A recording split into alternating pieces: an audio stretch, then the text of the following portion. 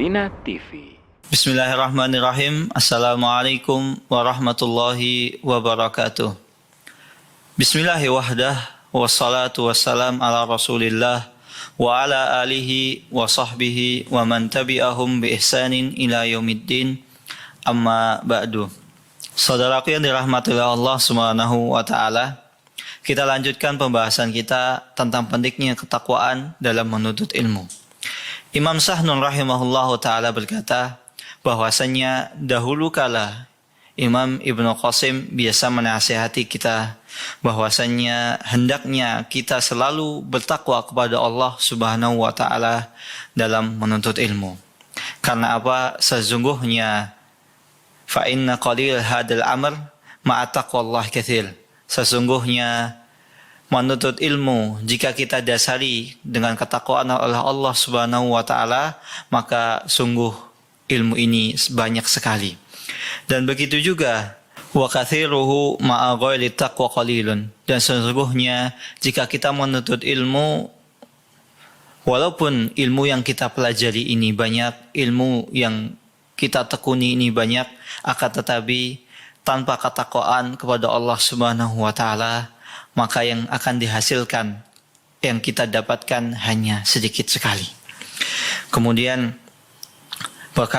berkata Imam Yusuf Ibn Husain bahwasannya aku mendengar Imam Danun Al-Misri rahimahullah ta'ala berkata bahwasannya dahulu para ulama biasa saling menasihati, saling mengirim surat. Jadi dari sini bisa kita ambil faedah bahwasannya ulama zaman dahulu itu saling menasihati. Karena apa? Walaupun dia seorang alim, walaupun dia seorang ulama, kita juga butuh nasihat. Nasihat yang disebutkan oleh para ulama ini ada 3. Yang pertama adalah man ahsana sariratahu ahsanallah ala niyatahu. Barang siapa yang memperbaiki urusan batinnya, maka Allah Subhanahu wa ta'ala akan memperbaiki urusan dohirnya. Maka tak heran sering kita dapati di sekeliling kita orang yang mungkin di benak kita orang yang biasa-biasa saja, tapi betapa banyak orang bisa mengambil faedah darinya. Karena apa? Karena beliau ahsana sariratahu fa ahsanallah ala niyatahu. Maka Allah Subhanahu wa ta'ala akan karena dia memperbaiki urusan batinnya, maka Allah akan memperbaiki urusan dohirnya. Karena mungkin bisa jadi keikhlasannya kepada Allah Subhanahu wa ta'ala, rojaknya, khaufnya, muraqabatullah, dia selalu gerak-geriknya, dia selalu merasa diawasi oleh Allah Subhanahu wa ta'ala, maka Allah Subhanahu wa ta'ala memperbaiki urusan dohirnya. Yang kedua, nasihat para ulama adalah man aslaha bainal. Yang kedua adalah wa man aslaha ma bainahu wa bainallah aslahallah ma bainahu wa bainan nas. Dan barang siapa yang memperbaiki urusannya antara dirinya dan antara Allah, maka Allah Subhanahu wa ta'ala akan memperbaiki urusannya dengan manusia lainnya. Maka bisa kita pahami barang siapa yang memperbaiki urusan vertikalnya, yaitu urusan dengan Sang Pencipta Allah Subhanahu wa ta'ala, maka Allah Subhanahu wa ta'ala akan memperbaiki urusannya dengan sesama manusia, yaitu urusan horizontal. Dan perlu kita pahami urusan di antara dirinya, antara seorang manusia dan antara Allah ini sangat berkaitan erat tentang keikhlasannya, tentang urusan batinnya. Maka Allah Subhanahu wa ta'ala memudahkan dirinya ketika dia telah benar-benar ikhlas, benar-benar khauf, benar-benar berharap hanya kepada Allah, benar-benar hanya tawakal kepada Allah, dan benar-benar selalu diawasi oleh Allah, maka setiap gerak-geriknya ketika bermuamalah dengan manusia akan terasa baik.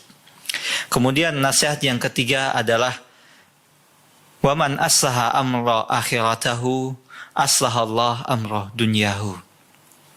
Dan barang siapa yang memperbaiki urusan akhiratnya, dia selalu memperhatikan setiap urusan akhiratnya, setiap amalnya selalu diikhlaskan, ditujukan kepada Allah, hanya mengharap ridha Allah Subhanahu wa taala, hanya mengharap semata Allah Subhanahu wa taala, maka Allah Subhanahu wa taala akan memperbaiki urusan dunianya.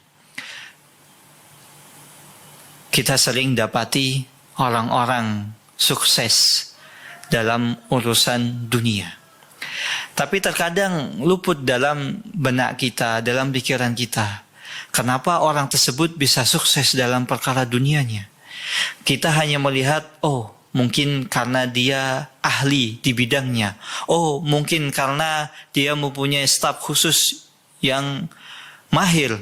Oh karena dia lulusan perguruan tinggi.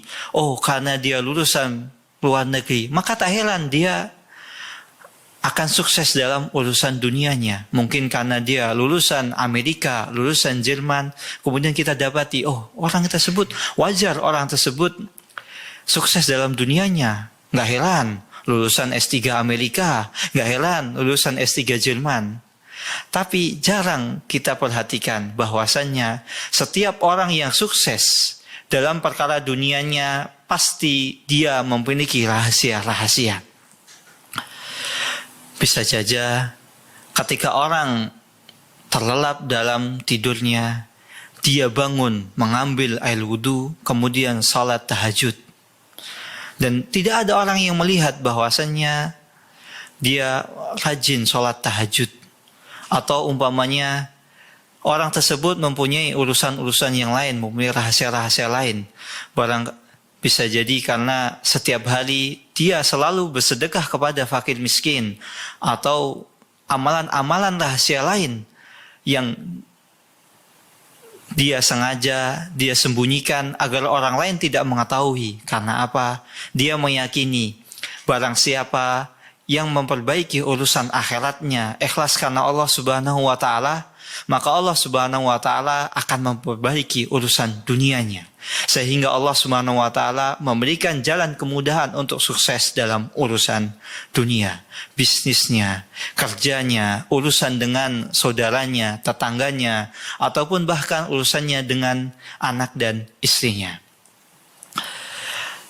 Maka 3 nasihat ini perlu kita camkan, perlu kita ingat betul bahwasannya barang siapa yang memperbaiki urusan batinnya, maka Allah Subhanahu wa taala akan memperbaiki urusan lahirnya.